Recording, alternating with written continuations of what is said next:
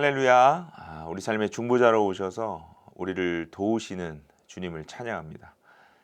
삶의 여러 가지 어려움 속에서도 우리가 오늘을 살아낼 수 있는 이유는 우리와 함께 하시는 중보자 우리 예수 그리스도가 계시기 때문입니다.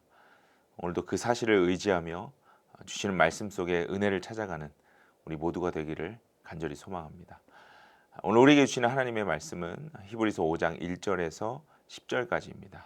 우리 다 함께 읽겠습니다. 각 대제사장은 사람들 가운데서 뽑혀서 하나님과 관계되는 일에 임명받습니다. 그리하여 그는 사람들을 위하여 예물과 속죄의 희생 제사를 드립니다. 그는 자기도 연약함에 휘말려 있으므로 그릇된 길을 가는 무지한 사람들을 너그러이 대할 수 있습니다. 그는 백성을 위해서 속죄의 제사를 드려야 하는 것과 마찬가지로 그 연약함 때문에 자기 자신을 위해서도 드려야 하는 것입니다. 누구든지 이 영예는 자기 스스로 얻는 것이 아니라 아론과 같이 하나님의 부르심을 받아서 얻는 것입니다. 이와 같이 그리스도께서도 자기 자신을 스스로 높여서 대제사장이 되는 영광을 차지하신 것이 아니라 그에게 너는 내 아들이다. 오늘 내가 너를 낳았다. 하고 말씀하신 분이 그렇게 하신 것입니다.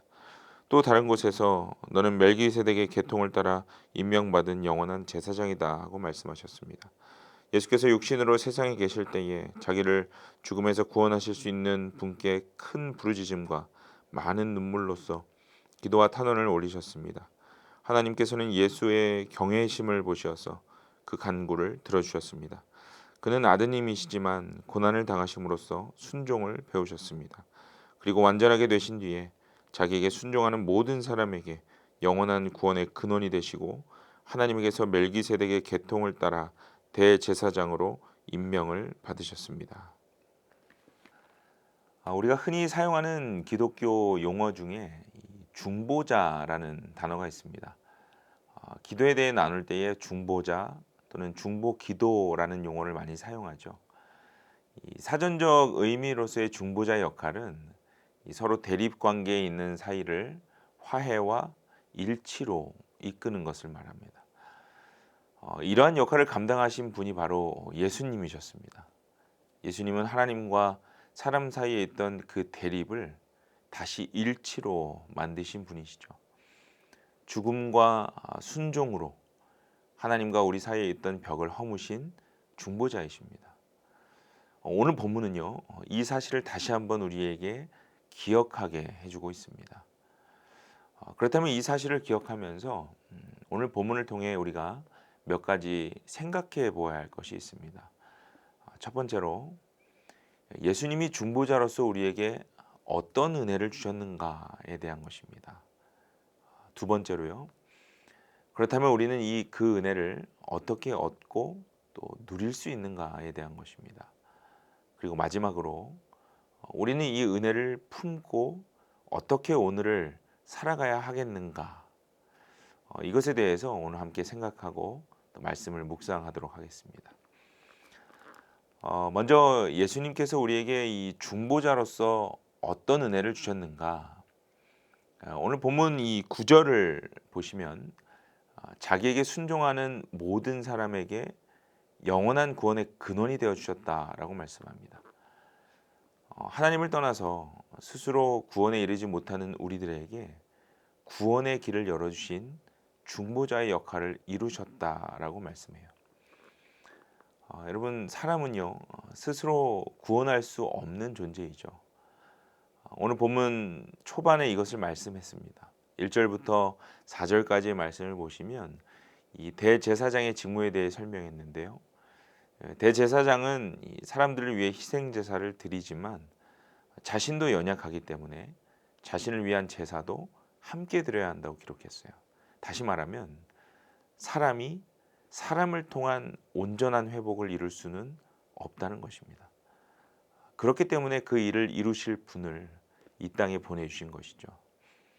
예수님은 그렇게 하나님과 사람 사이의 중보자로 오셨고 또 그 일을 순종으로 이루셨습니다. 그런데 여러분, 이 일은 그저 단순히 일어난 것이 아닙니다. 오늘 본문 이 7절을 보세요. 예수님께서 하나님께 간구하실 때에 큰 부르짖음과 많은 눈물로 기도하셨다라고 말씀해요. 어떤 간구를 드리셨을까요? 육신의 몸으로 중보자의 역할을 잘 끝까지 감당할 수 있기를 위해, 그리고 이 일을 통해 모든 이들이 구원을 얻기 위해 간구하셨다는 것이죠. 그리고 그 일을 고난으로 감당하셨습니다. 그래서 오늘 본문 8절은요. 그렇게 고난을 당하심으로 순종을 배우셨다고 말씀해요.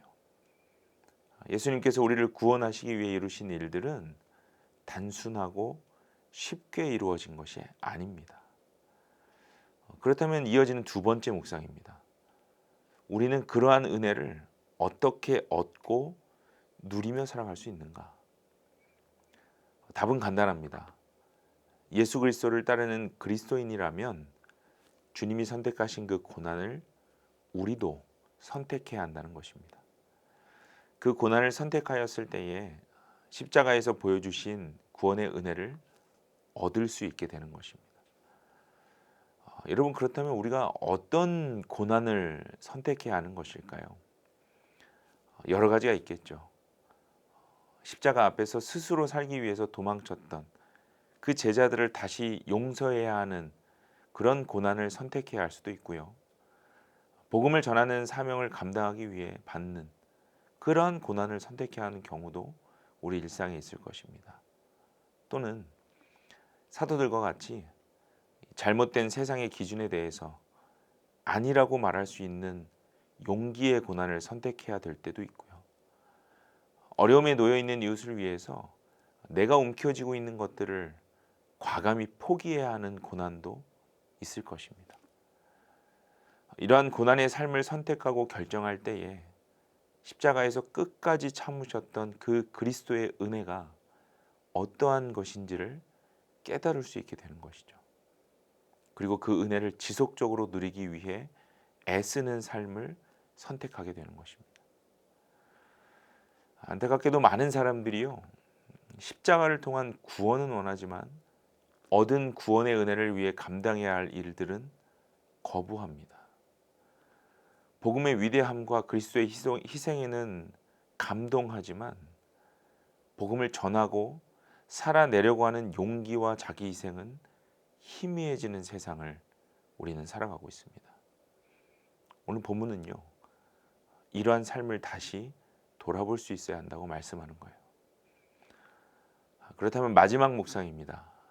우리는 이 은혜를 품고 오늘을 어떻게 살아가야 하겠는가?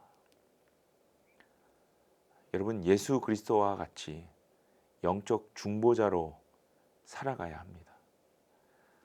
깨어지고 또 대립되어 있는 많은 상황 속에 회복할 수 있는 그 복음을 들고 들어갈 수 있는 중보자의 역할을 우리가 자처해야 합니다.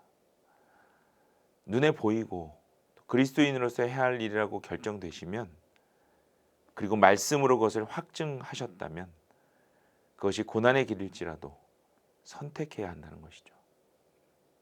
깨지고 대립하고 있는 그 틈을 메꿀 수 있는 영적인 중보자로 설 수 있어야 한다고 오늘 본문이 우리에게 말씀하고 있습니다. 물론 그 일은 쉽지 않을 거예요. 예수님과 같이 큰 부르짖음과 또 많은 눈물의 탄식이 있어야 하는 그런 과정일 수도 있습니다. 그러나 고난을 통해 순종을 선택할 때에 그 결과는 구원이라는 사실을 잊지 마시기 바랍니다. 오늘 이 하루 우리는 또 어떤 사명을 감당해야 할까요? 각자에게 주신 상황과 환경 안에서 주어진 사명을 선택하고 또 그 일을 묵묵히 감당하시는 이 하루가 되시기를 바랍니다. 그리고 그 결과는 그리스도의 구원에 연결됨을 믿고 기대하시는 그러한 하루가 되시기를 간절히 축복합니다. 함께 기도하겠습니다. 하나님, 스스로 대속할 수 없는 우리의 삶에 오셔서 영원한 중보자가 되어주심에 감사합니다. 그것으로 끝나지 않으시고 부활하셔서 보좌 우편에서 우리의 삶을 지켜보시고 계속하여 중보하시는 주의 은혜에 감사드립니다. 이 은혜를 얻은 우리들이 주님 어떻게 살아가야 할지 오늘 말씀을 통해 알게 하셨습니다. 복음을 위하여서 또 구원받는 많은 이들을 위하여서 고난을 선택할 수 있는 우리의 삶이 되게 하여 주옵소서. 그러나 그 고난 뒤에 말할 수 없는 기쁨으로 우리를 채우실 주님 또한 우리가 기대할 수 있게 하여 주옵소서. 오늘 이 하루를 살아낼 때에 우리에게 각자에게 주신 사명이 있는 줄 압니다. 그것을 망설이는 것이 아니라 하나님 나라와 하나님의 뜻을 위해 선택하고 또 하나님 그것을 자처하는 영적인 중보자의 역할을 감당하는 우리 삶이 되게 하여 주옵소서. 오늘도 그렇게 우리를 붙들고 힘있게 이끌어 나아가실 성령님의 도우심을 구합니다. 살아계신 예수님의 이름으로 간절히 기도드립니다. 아멘.